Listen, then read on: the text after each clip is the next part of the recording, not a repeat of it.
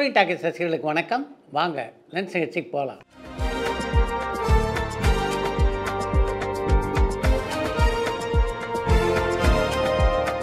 என்னம்மா முதல் கேள்வி? தமிழ் சினிமா லிரிசிஸ்ட் யாராவது அதர் லாங்குவேஜஸ்க்கு லிரிக் எழுதியிருக்காங்களா? அப்படி எழுதியிருந்தா எந்தெந்த லிரிசிஸ்ட் எந்தெந்த படங்களுக்கு எழுதியிருக்காங்கன்னு சொல்ல முடியுமான்னு கௌஷிக் சென்னையில இருந்து கேட்டிருக்காங்க. தமிழ் சினிமா பாடலாசிரியர் யாரும் வேற்று மொழியிலே பாடல்கள் எழுதியதாக தெரியல. பாரதி ராஜா சாரோட இல்லைனா வேற ஏதாச்சும் படத்துல நீங்க கோ ரைட்டரா ஒர்க் பண்ணிருக்கீங்களா?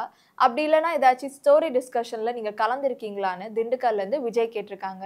பாரதி ராஜாவோடு ஏறக்குறைய 25 திரைப்படங்களிலே உதவி இயக்குனராகவும் இணை இயக்குனராகவும் பணியாற்றக்கூடிய வாய்ப்பை பெற்றவன் நான். அதனால் அவரோட பல படங்களுடைய கதை விவாதத்தில் கலந்து கொள்ளக்கூடிய வாய்ப்பு எனக்கு கிடைத்திருக்கிறது. அது நீங்களாக பஞ்சவர்ணாச்சலத்தோடு பல கதைவாதங்களிலே நான் பங்கேற்றிருக்கிறேன். மெட்ராஸ் டு பாண்டிச்சேரி படத்தோட கிளைமேக்ஸ்ல சார்மினார் மற்றும் சலார் ஜங்கோட அருங்காட்சியத்தை ஏன் காமிச்சாங்கன்னு நியூயார்க்ல இருந்து சரவணன் கேட்டிருக்காங்க. மெட்ராஸ் டு பாண்டிச்சேரி படத்தினுடைய எந்த பகுதியில் சார்மினார்லாம் காட்டுறாங்க அப்படின்னு எனக்கு தெரியல. ஏன்னா நானும் அந்த படத்தை பார்த்துருக்கேன். கொஞ்சம் விளக்கமாக சொன்னீங்கன்னா சரியாக இருக்கும். சித்ரா சார், நீங்க மொத்தமா எத்தனை படத்தை டைரக்ட் பண்ணி ப்ரொடியூஸ் பண்ணியிருக்கீங்க? அந்த படம் பேர்லாம் சொல்ல முடியுமான்னு அரந்தையில இருந்து செந்தில் கேட்டிருக்காங்க.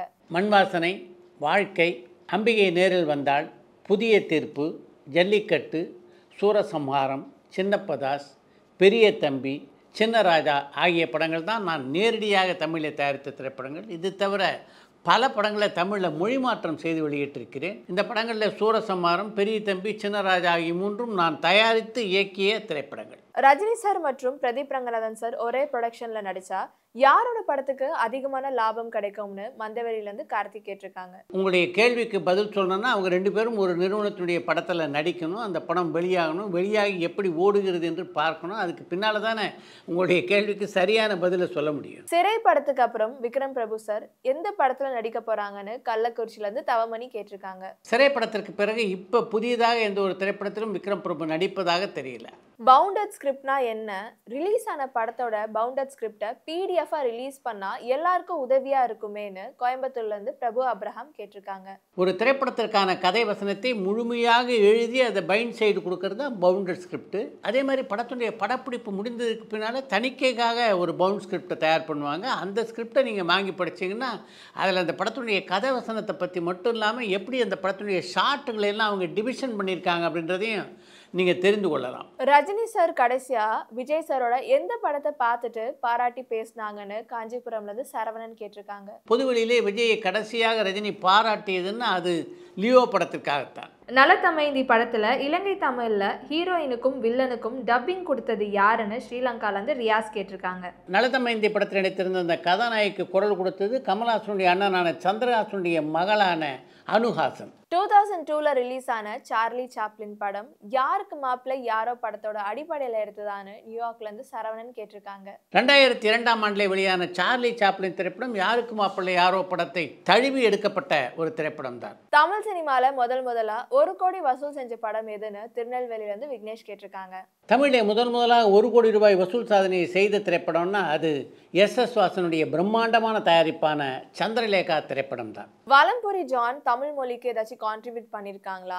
டிஎம்கே, ஏடிஎம்கே இல்லைன்னா வேற ஏதாச்சும் அரசியல் கட்சியில அவர் இருந்திருக்காங்களான்னு கோவையில இருந்து அஜய் கேட்டிருக்காங்க. வலம்புரி ஜானை பொறுத்தவரையிலே திராவிட முன்னேற்ற கழகத்தில் தான் தன்னுடைய அரசியல் பயணத்தை அவர் தொடங்கினார். அதுக்கு பின்னால் அவர் பயணித்த அரசியல் கட்சிகள் அதிமுக உட்பட பல கட்சிகள் என்று தான் சொல்ல வேண்டும். தமிழ் மொழியிலே மிக அழகாக பேசுகின்ற ஆற்றலையும் எழுதுகின்ற ஆற்றலையும் பெற்றிருந்தவர் வலம்புரி ஜான். சாலமன் பாப்பையா சாரோட நீங்க கலந்து கொண்ட பட்டிமன்ற லிங்க் கிடைக்குமான்னு திருச்சியில இருந்து கே எத்திராஜலு கேட்டிருக்காங்க.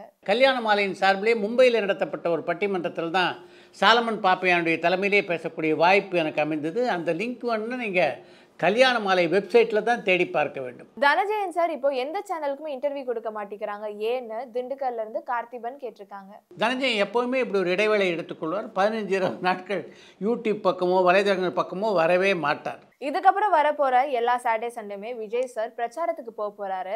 ஸோ இதை வந்துட்டு எல்லா டிவி சேனல்ஸுமே வந்துட்டு லைவ் டெலிகாஸ்ட் பண்ண போறாங்க. ஸோ இதனால இதுக்கப்புறம் ரிலீஸ் ஆக போற படம் சாட்டர்டே சண்டே இந்த 2 நாளோட வசூல் மட்டும் பாதிக்குமான்னு கோவையில இருந்து அஜய் கேட்டிருக்காங்க. விஜயனுடைய பிரச்சாரத்தினுடைய நேரடி ஒளிபரப்பு காரணமாக ஒரு சில இடங்களில் திரைப்படங்களுடைய வசூல் பாதிக்க வாய்ப்பு இருக்கு.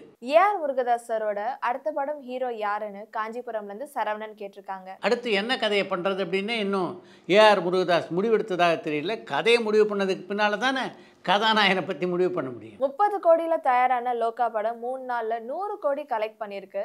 லோகா படத்தை நீங்க பாத்துட்டீங்களான்னு ஸ்ரீலங்கால இருந்து ரியாஸ் கேட்டிருக்காங்க.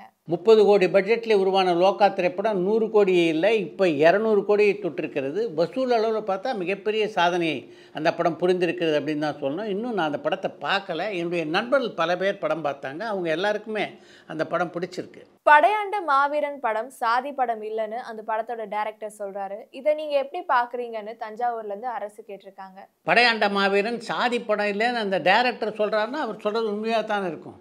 அதை பற்றி கருத்து சொல்லணும்னா படம் வெளியாகணும். படம் வெளியானதுக்கு பின்னாலே பார்த்துட்டு வேணால் கருத்து சொல்லலாம். வைரமுத்து சாரோட நீங்கள் ஒர்க் பண்ணியிருக்கீங்களா? அப்படி ஒர்க் பண்ணியிருந்தா அந்த அனுபவத்தை நீங்கள் ஷேர் பண்ண முடியுமான்னு சென்னையிலேருந்து ஜானகி கேட்டிருக்காங்க. என்னுடைய முதல் தயாரிப்பான மண் வாசனையிலேயே வைரமுத்தோடு இணைந்து பணியாற்றக்கூடிய வாய்ப்பு எனக்கு கிடைத்தது. அதை தாண்டி பார்த்தீங்கன்னா என்னுடைய குருநாதரான பாரதிராஜ மூலம் தான் வைரமுத்து அறிமுகமானார். அப்படின்றதுனால அவர் அறிமுகமான காலகட்டத்திலேருந்தே அவரோடு பழகக்கூடிய வாய்ப்பு எனக்கு கிடைத்திருக்கிறது. நான் தயாரித்த முதல் 4 படங்களிலும் அவருடைய பங்களிப்பு இருந்திருக்கிறது.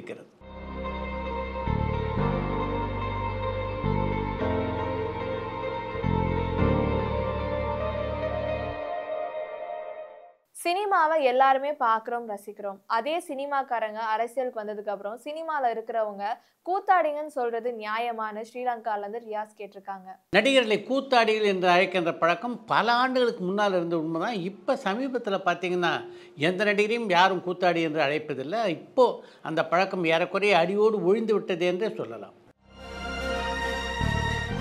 அடுத்து இன்று ஒரு தகவல்.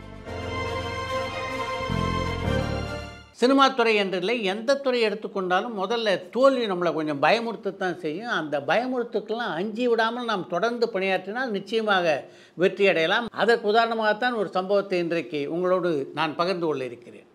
தேவர் ஃபிலிம்ஸில் ஆஸ்தான கதாசிரியராக இருந்தவர் தூயவர். அவர் ஒரு நாள் கோவை ராஜா என்பவரை தன்னோடு அழைத்து கொண்டு வந்து சின்னப்ப தேவர்கிட்ட அவரை அறிமுகம் செய்து வைத்தார். சின்னப்ப தேவரை பொறுத்தவரையில் தூயவன் அவருக்கு ரொம்ப பிடிக்கும். அப்படின்றதுனால அவர் அழைத்து கொண்டு வந்த நபர்கிட்ட உடனடியாக கதை கேட்க ஒப்புக்கொண்டார் சின்னப்ப தேவர்.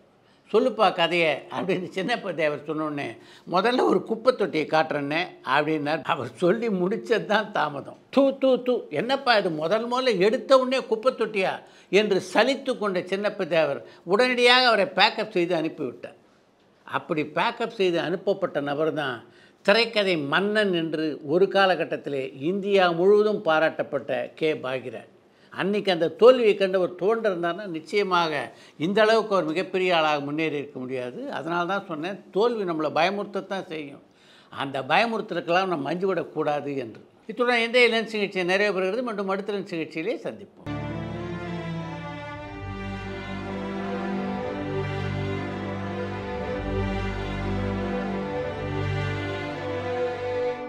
பரபரப்பான சினிமா செய்திகள், நட்சத்திரங்களின் பேட்டிகள், சினிமா வரலாறு ஆகியவற்றை பார்க்கவும் படிக்கவும் உங்களுக்கான இணையதளம் touringtalkies.co.